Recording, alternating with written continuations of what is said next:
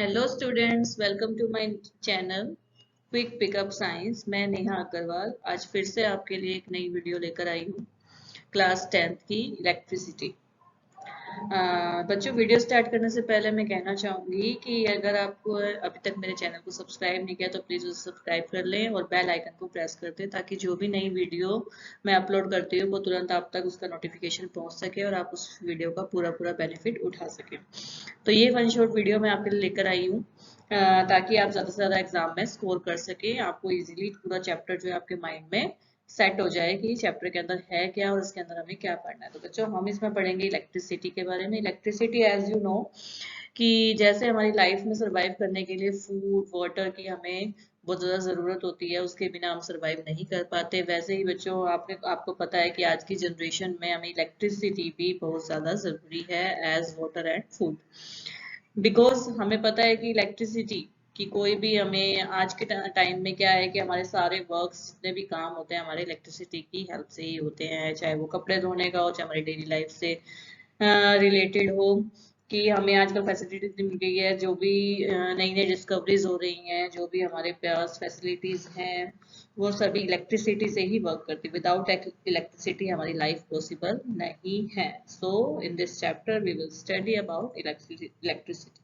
Okay, so let's start the video. So first of all बच्चों, electricity में हम पढ़ेंगे इलेक्ट्रिक करंट के बारे में। इलेक्ट्रिक करंट होता क्या है? इलेक्ट्रिक करंट का मतलब है rate of flow of electric charges. सबसे पहले आपको पता होना चाहिए इलेक्ट्रिक चार्जेस होते क्या है बच्चों। इलेक्ट्रिक चार्जेस टू टाइप के होते हैं, एक होते हैं पॉजिटिव और एक होते हैं नेगेटिव। ठीक है, तो टू टाइप के इलेक्ट्रिक चार्जेस हमें पता है। तो पॉजिटिव जो इलेक्ट्रिक चार्जेस होते हैं बच्चों, वो होते हैं हमारे प्रोटॉन्स। ठीक है, और नेगेटिव जो इलेक्ट्रिक चार्जेस है उसके अंदर हमारे क्या आएंगे बच्चों? इलेक्ट्रॉन्स।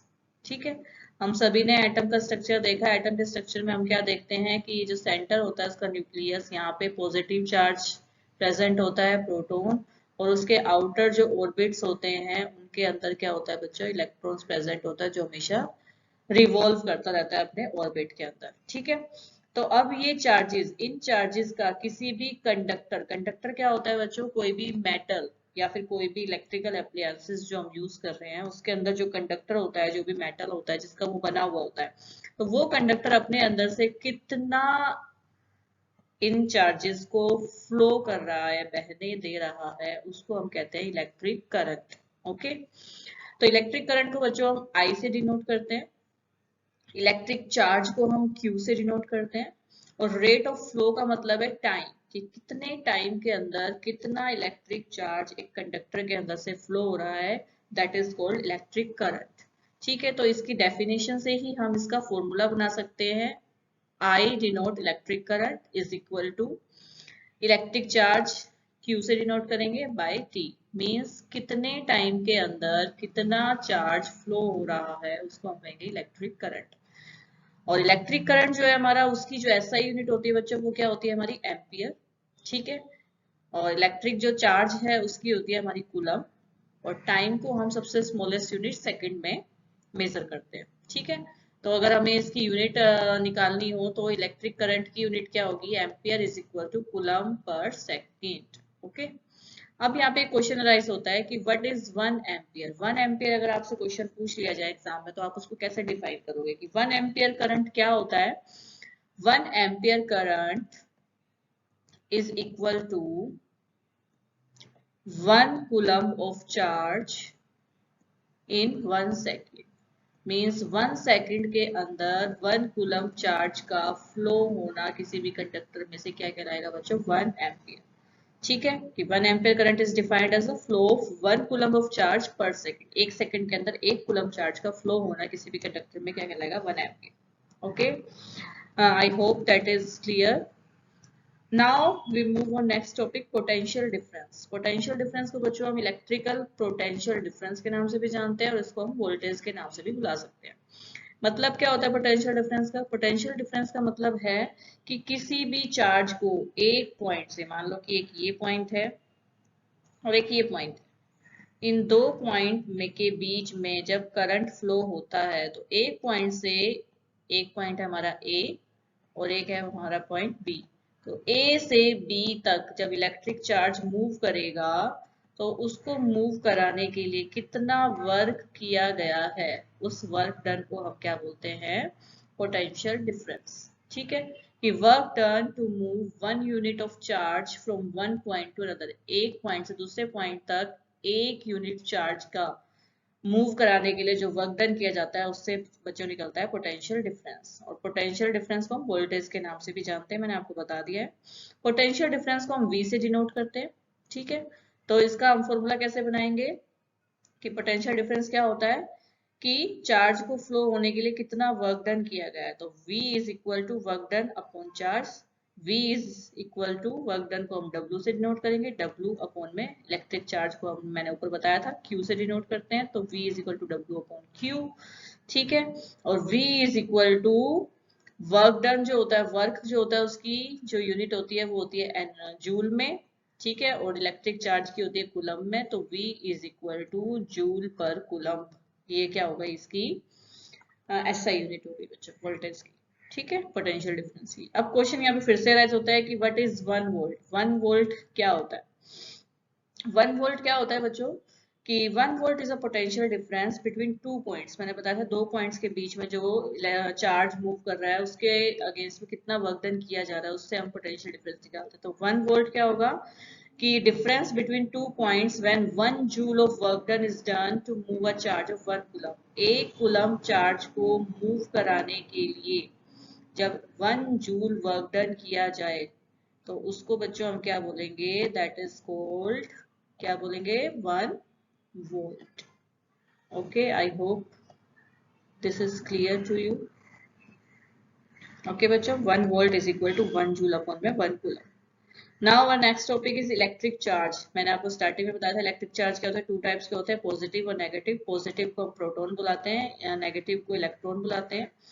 ठीक है, तो ये जो दो चार्ज हैं ये ही हमारे कंडक्टर में मूव करते हैं, जिससे हमारा करंट फ्लो होता है, उसको हम करंट कहते हैं। ठीक है, जैसे कि यहाँ पे मैंने डायग्राम में दिखा रखा है कि एक बैटरी है, बैटरी का एक ये पॉजिटिव पॉइंट है और एक ये नेगेटिव पॉइंट है। ठीक है, तो यहाँ पे करंट जब फ्लो होता है तो एक सर्किट बन जाता है। ठीक है, तो यहाँ पे क्वेश्चन आता है कि डायरेक्शन ऑफ इलेक्ट्रिक करंट और इलेक्ट्रिक चार्ज। इलेक्ट्रिक चार्ज की जो हम बात कर रहे हैं, इलेक्ट्रिक करंट की बात कर रहे हैं कि कंडक्टर में मूव करता है with the help of electric charges, तो इनकी डायरेक्शन क्या होती है, किस डायरेक्शन में ये मूव करते हैं। So let's see in the next slide.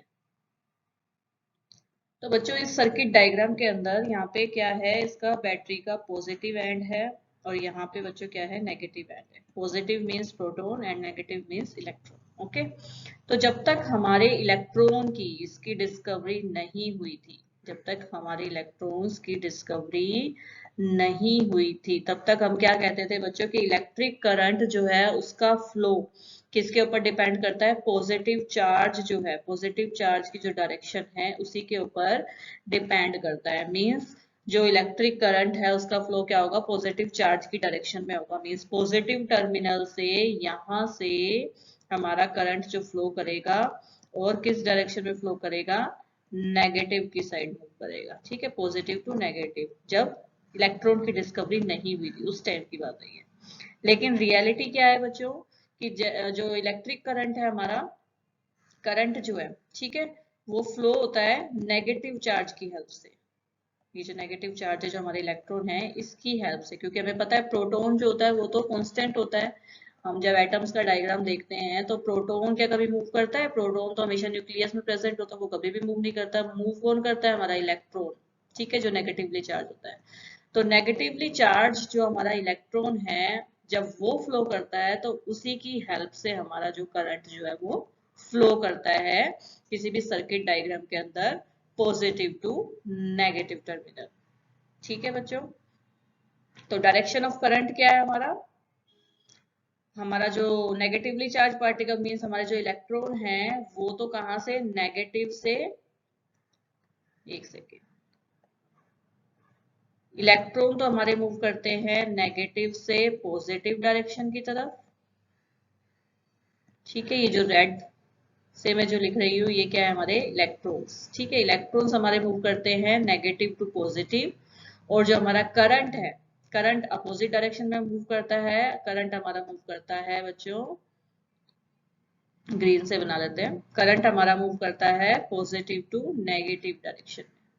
ठीक है, समझ में आया कि हमारे जो इलेक्ट्रॉन्स हैं वो नेगेटिव टू पॉजिटिव मूव करते हैं, और जबकि हमारा करंट जो है वो इसके अपोजिट डायरेक्शन में पॉजिटिव टू नेगेटिव फ्लो करेगा। ओके, नाउ इलेक्ट्रिक सर्किट होता क्या है? इलेक्ट्रिक सर्किट क्या होता है? एक क्लोज डायग्राम होता है, कंटिन्यूअस पाथ होता है जिसके अंदर हमारा इलेक्ट्रिक करंट फ्लो करता है, उसको हम इलेक्ट्रिक सर्किट कहते हैं। जैसे कि मैंने आपको ये डायग्राम में दिखा रखा है, यहाँ पे भी दिखा रखा है कि ये क्या है, हमारी एक बैटरी है जिसका ये क्या है, हमारा पॉजिटिव एंड है, और ये क्या है, हमारा नेगेटिव एंड है।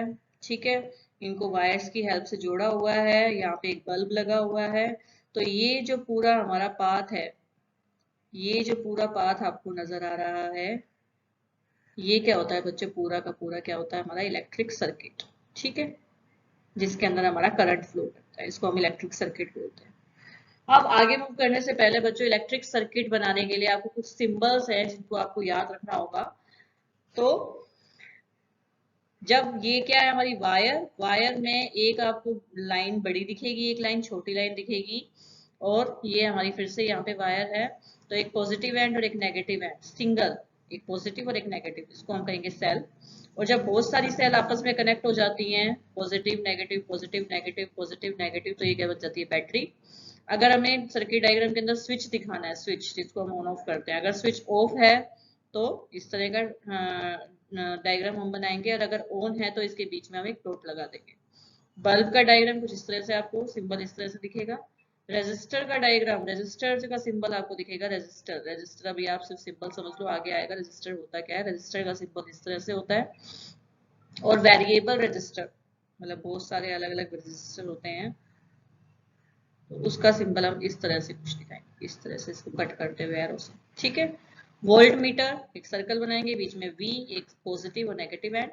एम मीटर, बीच में A लिख देंगे, एक पॉजिटिव और एक नेगेटिव। वोल्ट मीटर क्या काम करता है बच्चों? मेजरमेंट करता है किसकी, पोटेंशियल डिफरेंस, जो हमने पीछे पढ़ा था पोटेंशियल डिफरेंस, जो किसके कारण होता है पोटेंशियल डिफरेंस, की कितना वर्क किया जा रहा है एक पॉइंट से दूसरे पॉइंट तक करंट को भेजने के लिए, फ्लो कराने के लिए। ठीक है, तो उसको मेजर करता है वोल्ट मीटर।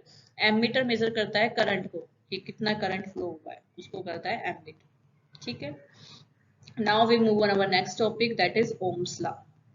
ओम्स लॉ, ठीक है, ओम्स लॉ क्या बताती है, रिलेशनशिप बताती है किसके बीच में, इलेक्ट्रिक करंट और वोल्टेज के बीच में रिलेशनशिप बताती है। तो क्या रिलेशनशिप बताती है कि अगर वोल्टेज को हम इंक्रीज करेंगे तो हमारा करंट भी इंक्रीज करेगा, अगर वोल्टेज को डिक्रीज कर देंगे, कम कर देंगे, तो करंट भी हमारा कम हो जाएगा। वोल्टेज बढ़ाएंगे तो करंट बढ़ेगा, वोल्टेज कम कर देंगे तो करंट भी कम हो जाएगा। ठीक है, तो ओम्स लॉ क्या कहती है, it states that electric current flow in a circuit, किसी भी सर्किट के अंदर जब करंट फ्लो करता है, is directly proportional to its potential difference, कि वो अपने पोटेंशियल डिफरेंस के डायरेक्टली प्रोपोर्शनल होता है। डायरेक्टली प्रोपोर्शनल का मतलब हमेशा क्या होता है कि एक चीज बढ़ेगी तो दूसरी भी बढ़ेगी, एक कम होगी तो दूसरी भी कम होगी। ठीक है, तो this is the formula, V is directly proportional to I, this is the symbol of directly proportional, ये जो सिंबल आपको नजर आ रहा है। ठीक है, ठीक है, कांस्टेंट टेम्परेचर के ऊपर होता है। तो V इस कांस्टेंट, ये जो सिंबल है प्रोपोर्शनैलिटी का सिंबल, इसको हटाने के लिए हम क्या करेंगे, R लगा देंगे। ठीक है, R is called as resistance constant. ठीक है, समझ में आया? तो जब भी हमारा करंट बढ़ेगा तो हमारी वोल्टेज जो पोटेंशियल डिफरेंस है वो भी इंक्रीज होगा। मान लो कि यहाँ पे हमने करंट भेजा 5 एम्पियर का, ठीक है, 5 कूलम का, तो हमारा पोटेंशियल डिफरेंस भी उतना ही बढ़ेगा। तो इस तरह से एक स्ट्रेट लाइन का ग्राफ जो है वो जनरेट हो जाएगा यहाँ पे ओम्स लॉ के अंदर। ठीक है, ओम्स लॉ क्लियर हो गया कि current is flow in a circuit is directly proportional to the its potential difference at temperature constant, constant temperature के ऊपर जितना करंट फ्लो होगा उतना ही इसका पोटेंशियल डिफरेंस होगा, that is called as Ohm's law. Now resistance, resistance क्या होता है बच्चों, कि किसी भी, कोई भी कंडक्टर होता है हमारा, मान लो कि ये कंडक्टर है, इस कंडक्टर में से कितना करंट फ्लो हो रहा है। जब करंट फ्लो होता है बच्चों, तो उस करंट को बहने से रोकता है, रोकता है, उसको रोकने की क्षमता, जो रोकने की जो प्रॉपर्टी होती है उसको हम क्या कहते हैं बच्चों, रेजिस्टेंस। ठीक है, resistance is a property of a conductor that stop और resist the flow of charge through it, कि इसके अंदर से जो भी चार्ज फ्लो कर रहा है उसको रोकना क्या कहलाता है, रेजिस्टेंस कहलाता है। रेजिस्टेंस की यूनिट क्या होती है बच्चों, ओम। ठीक है, ओके। अब क्वेश्चन आता है 1 ओम क्या होता है। 1 ओम क्या होता है बच्चों, कि when potential difference is 1 volt and current जो सर्किट में पास हो रहा है 1 एम्पियर का करंट पास हो रहा है, तो हमारा रेजिस्टेंस भी क्या होगा, 1 ओम का होगा। ठीक है, हमने पढ़ा था ओम्स लॉ के अंदर V is equal to I R, V is equal to I R. ठीक है, यहाँ पे V जो है हमारा क्या है, पोटेंशियल डिफरेंस। ठीक है, I जो है हमारा करंट और R क्या है हमारा रेजिस्टेंस। तो रेजिस्टेंस की यूनिट क्या है, R इज इक्वल टू क्या हो जाएगा, V अपॉन में I। ठीक है, अब रेजिस्टेंस की यूनिट मैंने आपको क्या बताई, ओम। तो 1 ओम करंट, जब 1 ओम रेजिस्टेंस क्या होगा, जब 1 वोल्ट का पोटेंशियल डिफरेंस होगा, कब, जब 1 एम्पियर का करंट उसमें से पास करवाएंगे, दैट इज कॉल्ड एज 1 ओम। समझ में आया, रेजिस्टेंस क्या होता है कि जब कंडक्टर में से करंट फ्लो होता है तो उसको रोकने की जो प्रॉपर्टी होती है उसको हम कहते हैं रेजिस्टेंस। कि किसी भी डिवाइस में करंट को फ्लो होने से रोकता है। ठीक है, नाउ रेजिस्टर, रेजिस्टर क्या होता है, रेजिस्टर वो डिवाइस होता है कंडक्टर के अंदर जो रेजिस्टेंस की प्रॉपर्टी को शो करता है। मींस रेजिस्टेंस क्या करता है, करंट को बहने से रोकता है, और रेजिस्टर वो डिवाइस है जो इस प्रॉपर्टी को एनहांस करता है। हमें पता है कि हर डिवाइस का अपना एक कैपेसिटी होता है कि वो कितने करंट को फ्लो कर सकता है, कितने को नहीं कर सकता। लेकिन जो उसकी कैपेसिटी होती है, कई बार क्या होता है उससे जरूरत से ज्यादा करंट अगर फ्लो करेंगे तो वो क्या होगा, जल जाएगा, उसके अंदर शॉर्ट सर्किट हो जाएगा और वो जल जाएगा। तो हम क्या करते हैं, इसके अंदर एक लिमिट फिक्स कर सकते हैं। रजिस्टर जब हम लगाते हैं किसी भी कंडक्टर के अंदर तो उसके अंदर हम लिमिट फिक्स कर सकते हैं ताकि उतना ही करंट फ्लो हो उसके अंदर जितनी उसकी कैपेसिटी हो, ताकि वो फटे नहीं, उसके अंदर शॉर्ट सर्किट ना हो। तो इसलिए रजिस्टर हम लगाते हैं कंडक्टर्स के अंदर। ठीक है, पहले के टाइम में हम देखते थे, पहले के टाइम में टीवी होता था, कभी कभी हमारी जो लाइट है जब आती थी तो हाई वोल्टेज की लाइट जब हमारी वायर्स में से पास होती थी तो क्या होता था, टीवी के अंदर अचानक से शॉर्ट सर्किट हो जाता था और हमारा टीवी जल जाता था, फूक जाता था। लेकिन आज के टाइम में क्या होता है, हम देखते हैं कि ऐसा कुछ नहीं होता। क्यों नहीं होता, क्योंकि आज के टाइम में जो इलेक्ट्रिकल अप्लायंसेस आ रहे हैं उनके सबके अंदर रेजिस्टर लगा होता है। रेजिस्टर क्या करता है कि रेजिस्टेंस की प्रॉपर्टी को बढ़ाता है कि वो ज्यादा बहने वाले करंट को रोक दे और वहां पे शॉर्ट सर्किट ना हो। Okay, now third term is rheostat. Rheostat क्या है, ये भी रेजिस्टर की तरह ही वर्क करता है, लेकिन ये क्या है, मैनुअल है। मैनुअल मींस हम अपने हाथों से उसको कंट्रोल कर सकते हैं कि कितना करंट हमें भेजना है, कितना नहीं भेजना। कि वी मैनुअली कंट्रोल करंट, हम खुद कंट्रोल कर सकते हैं कि जब भी हम रियोस्टेट का यूज करते हैं तो हम कर सकते हैं कि कितना हमें करंट को कम करना है उतना कम कर सकते हैं, जितना ज्यादा बढ़ाना है उतना उसको बढ़ा सकते हैं। That is called as rheostat. This is rheostat जो हम मैनुअली पुट कर सकते हैं और मैनुअली हम कंट्रोल कर सकते हैं करंट के की कैपेसिटी को कम करने में, ज्यादा करने में। Now factors on which the resistance of a conductor depends. किसी भी कंडक्टर के अंदर जो रेजिस्टेंस होता है वो किन किन फैक्टर्स के ऊपर डिपेंड करता है। तो बच्चों उससे पहले आपको 2-3 चीजें हैं जो मैं बताऊंगी जिससे आपको क्लियर हो जाएगा। आप सभी ने सुना होगा कि कुछ कंडक्टर्स होते हैं जो गुड कंडक्टर होते हैं, गुड कंडक्टर ऑफ इलेक्ट्रिसिटी। कुछ होते हैं पुअर कंडक्टर ऑफ इलेक्ट्रिसिटी, और कुछ होते हैं बच्चों इंसुलेटर। ठीक है, तो जो गुड कंडक्टर होते हैं इलेक्ट्रिसिटी के, उनके अंदर लो रेजिस्टेंस होता है। ठीक है,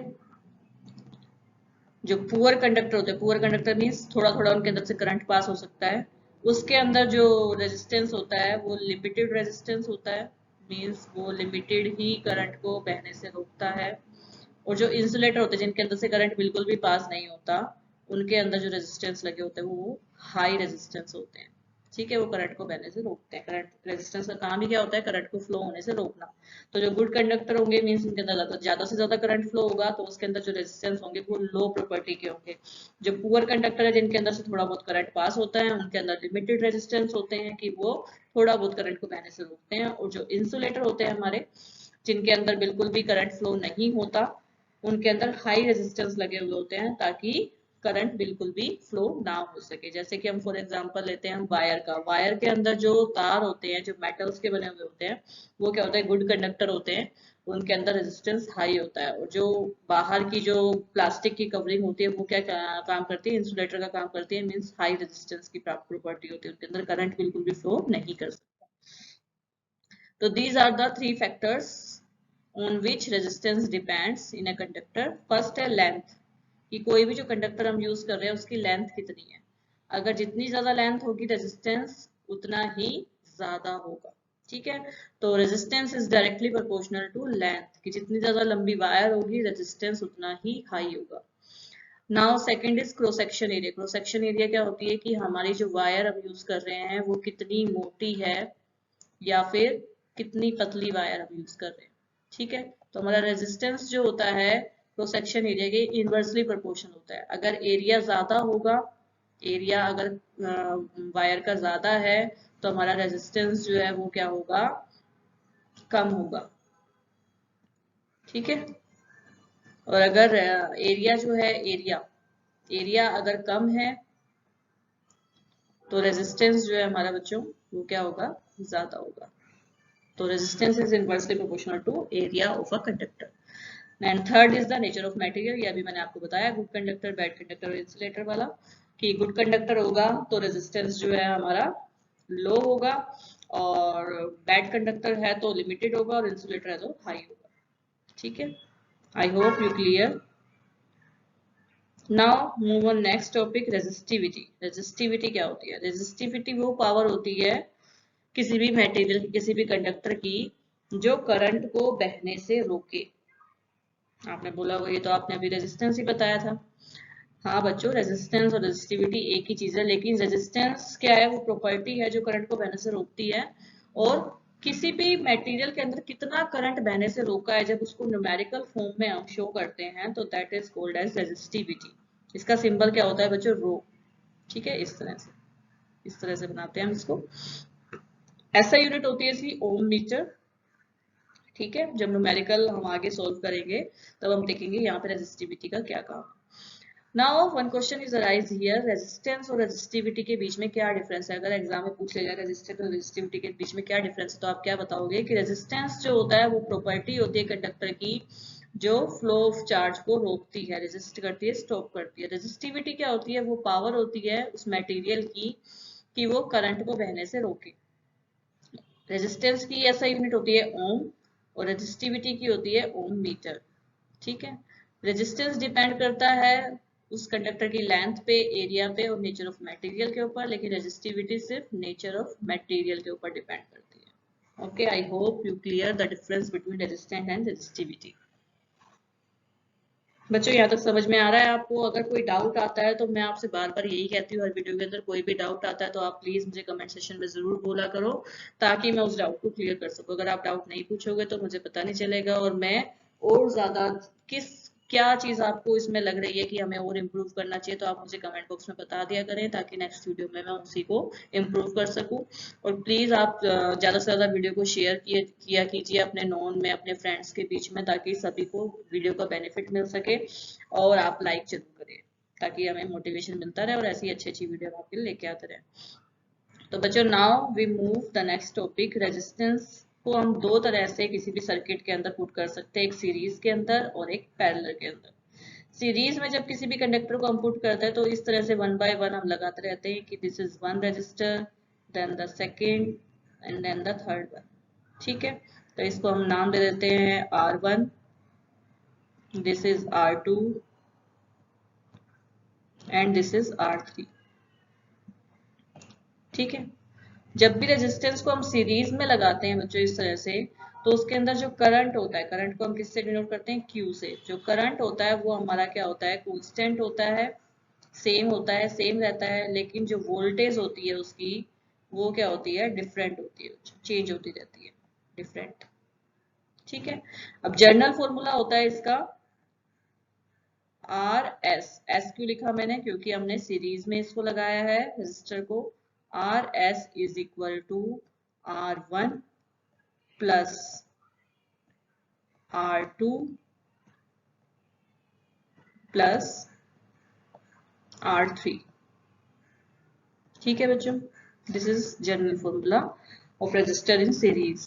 अब ये फॉर्मूला आया कहाँ से, डेरिवेशन अगर आपके एग्जाम में आ जाए तो आप कैसे सोल्व करोगे बच्चों इसको, क्योंकि इसमें मैंने कहा है कि इसमें वोल्टेज जो है वो चेंज होती रहती है, तो हम इसको लिखेंगे V S, S means series, voltage in series is equal to V1 plus V2 plus V3। क्यों V1 V2 V3 क्यों लिखा, क्योंकि इसके अंदर 3 रजिस्टर है तो 3 वोल्टेज होगी। ठीक है, अब इस वोल्टेज को हम IRS भी लिख सकते हैं। क्यों लिख सकते हैं IRS, क्योंकि ओम्स लॉ से, ओम्स लॉ में हमने फॉर्मूला पढ़ा था V is equal to IR, ये हमने ओम्स लॉ में पढ़ा था, तो यही फॉर्मूला हम यहाँ पे पुट करेंगे ओम्स लॉ वाला।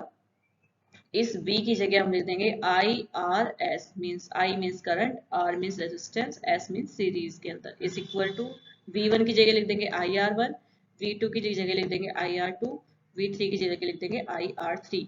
अब इस पूरी इक्वेशन के अंदर आपको क्या चीज कॉमन नजर आ रही है बच्चों, from left hand side. Left hand side में हमें क्या नजर आ रहा है बच्चों कि I जो है वो कॉमन है, तो IRS is equal to I को कॉमन ले लेंगे, ब्रैकेट में लिख देंगे R1 plus R2 plus R3। Both side I है तो I को कैंसिल हो जाएगा दोनों साइड में, बचेगा क्या RS, resistors in series is equal to R1 plus R2 plus R3। This is the derivation of resistor in series. Now we move on resistor in parallel. जब रजिस्टर पैरेलल में होता है बच्चों तो उसको हम कैसे, उसका डायग्राम होता है इस तरह से, 1 register,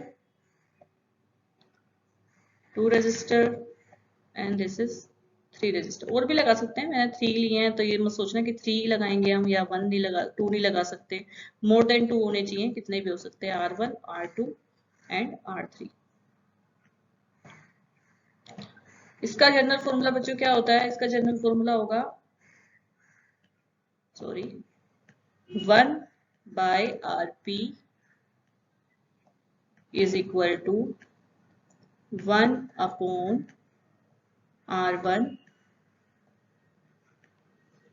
plus 1 upon R2 plus 1 upon R3। This is the general formula of resistor in parallel। ठीक है, अब सीरीज में मैंने कहा था कि करंट तो सेम रहेगा, वोल्टेज डिफरेंट रहेगी। यहाँ पे उल्टा है कि यहाँ पे करंट डिफरेंट रहेगा लेकिन वोल्टेज सेम रहेगी। ठीक है, ये याद रखना कि सीरीज में करंट सेम, वोल्टेज डिफरेंट, और पैरेलल में करंट डिफरेंट, वोल्टेज सेम। अब वही ओम्स लॉ के थ्रू यहाँ पे I जो करंट जो है वो क्या है हमारा डिफरेंट है, तो IP is equal to I1 plus I2 plus I3। यहाँ पे हमने क्या कहा था V is equal to IR, अगर I को हम यहाँ ले आए तो I इज इक्वल टू क्या हो जाएगा, V अपॉन R।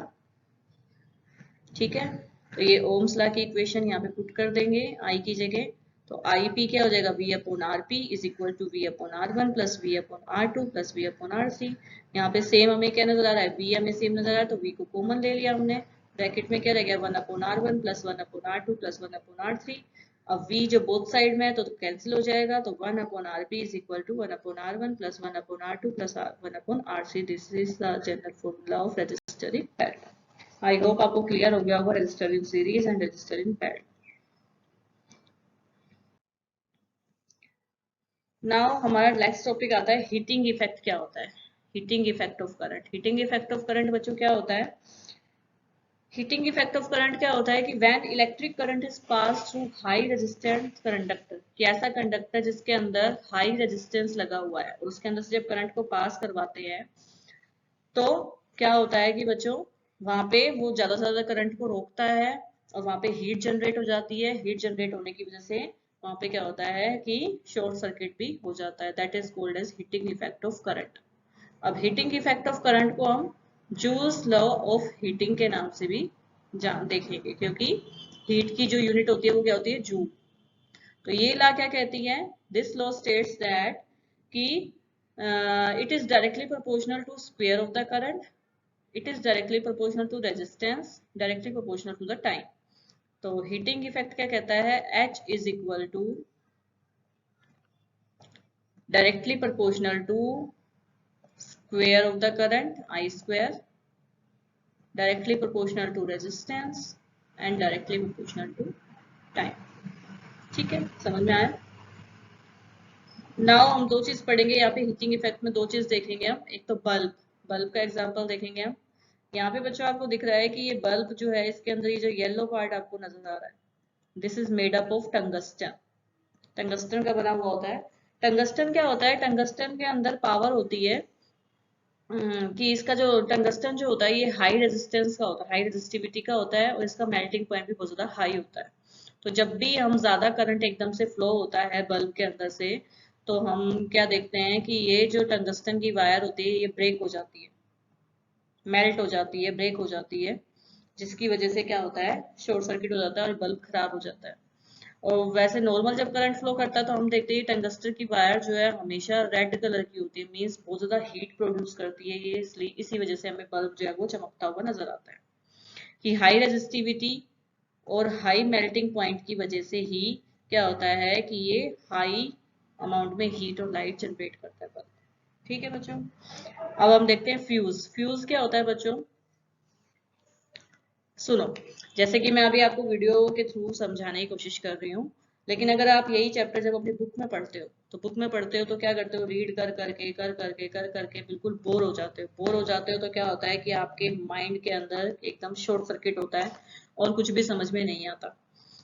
तो जब आप वीडियो के थ्रू उसको देखते हो तो क्या होता है कि बीच बीच में आपको एनिमेटेड डायग्राम भी देखने को मिलते हैं, आपको अच्छे अच्छे बीच में एग्जांपल्स भी मिलते हैं, तो जिसके कारण क्या होता है, जब आपका शॉर्ट सर्किट होने वाला होता है तो एकदम से फ्यूज जल जाता है, और फ्यूज की वजह से क्या होता है? वो शॉर्ट सर्किट को बचा लेता है।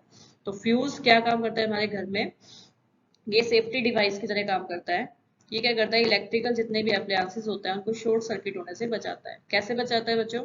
कि इसके अंदर ये जो वायर हो रही है, वायर दिख रही है आपको, थिन वायर, ये क्या होती है? कॉपर की या फिर आयरन के एलॉय जो होते हैं उनकी बनी हुई होती है, जिसके अंदर हाई रेजिस्टेंस पावर होती है, लेकिन इसका मेल्टिंग पॉइंट बहुत ज्यादा लो होता है।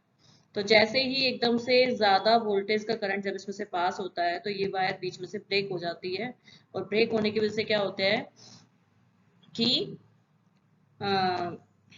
वोल्टेज का करंट, जब हाई वोल्टेज का करंट पास होता है तो ये वायर क्या होती है? मेल्ट होके ब्रेक हो जाती है, जिसके कारण यहाँ पे टेम्परेचर बहुत ज्यादा बढ़ जाता है और ये सर्किट को एकदम से ब्रेक कर देती है, जिससे कि हाई वोल्टेज का करंट आगे हमारे इलेक्ट्रिकल एप्लायंसेस में मूव नहीं हो पाता, और शॉर्ट सर्किट के जो चांसेस होते हैं वो बच जाते हैं, हमारे जो इलेक्ट्रिकल एप्लायंसेस है वो सेफ रहते हैं।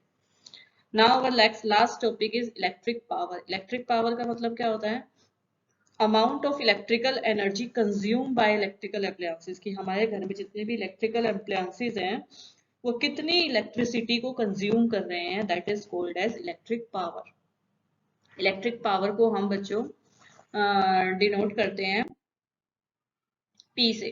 ठीक है, ऐसा यूनिट होती है इसकी वाट। ठीक है, इसको पी से डिनोट करते हैं। इसके बच्चों 3 फॉर्मूलाज है, जब आप न्यूमेरिकल सोल्व करोगे तो ये तीनों फॉर्मूलाज आएंगे। डिपेंड करता है कि क्वेश्चन के अंदर किस टाइप की वैल्यूज दी हुई है। P is equal to V I, अगर वोल्टेज और करंट से रिलेटेड है तो हम ये फॉर्मूला पुट करेंगे। अगर करंट और रेजिस्टेंस से रिलेटेड फॉर्मूला है तो हम P is equal to I square और R का फॉर्मूला पुट करेंगे। और अगर पोटेंशियल डिफरेंस और रेजिस्टेंस की यूनिट दी हुई है क्वेश्चन के अंदर तो हम फॉर्मूला पुट करेंगे P is equal to V square upon R। ठीक है, डिपेंड ऑन द न्यूमेरिकल। अब बच्चों हम यहाँ पे बात कर रहे हैं वाट की, लेकिन इसकी जो बड़ी यूनिट होती है वो क्या होती है? किलोवाट। तो 1000 watt is equal to 1 kilowatt. ठीक है, 1 किलोवाट के अंदर क्या आते हैं? 1000 वोट आते हैं। अब हमारे घरों के अंदर जो कमर्शियल जो हम यूनिट यूज करते हैं घर के अंदर बिजली की, वो किलोवाट में ही करते हैं, किलोवाट आवर के अंदर, कि 1 घंटे के अंदर कितनी यूनिट कंज्यूम की गई। ठीक है, वो हम कमर्शियल यूनिट जो हम अपने घरों में, हमारे जो बिजली के बिल आते हैं उनमें जो कमर्शियल यूनिट यूज करते हैं इलेक्ट्रिसिटी की, वो किलोवाट आवर के अंदर ही यूज करते हैं। आई होप आपको बच्चों चैप्टर क्लियर हो गया होगा। कोई डाउट आता है तो मुझे कमेंट सेक्शन में ज़रूर बताएं। वीडियो देखने के लिए बहुत बहुत थैंक यू। प्लीज़ लाइक और सब्सक्राइब करें, ज़्यादा से ज़्यादा शेयर करें ताकि सबको वीडियो का बेनिफिट मिल सके। थैंक यू बच्चों।